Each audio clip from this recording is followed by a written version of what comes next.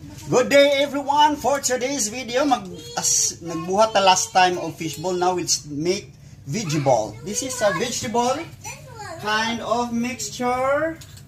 So maghimo ta og gulay na warag fishball.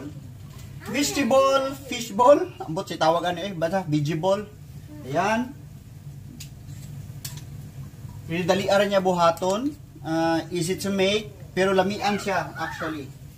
As to the recipe, ginagamitan ra og siya og yes, actually kung mag-check ka online, daghan kay recipe ani. Vegetable. Mas nindot siguro kung medyo gamayon na to. Okay, gamayan na to gamay. Nana. Sauce ganina nagbuhat ng taog sauce, which is makita ninyo sa atong previous nga post. So that's the sauce for this one. Same sauce sa fishball.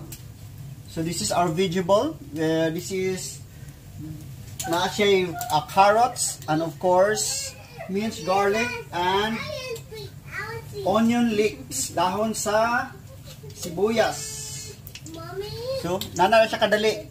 As you can see, dayon pag maluto na siya, pagbaliktad nimo, crunchy siya, o see, mag golden brown siya, luto na siya. Dahil na siya maluto. Actually, idea pwede po siya butangan og shrimp. May siya butangan og ulang shrimp.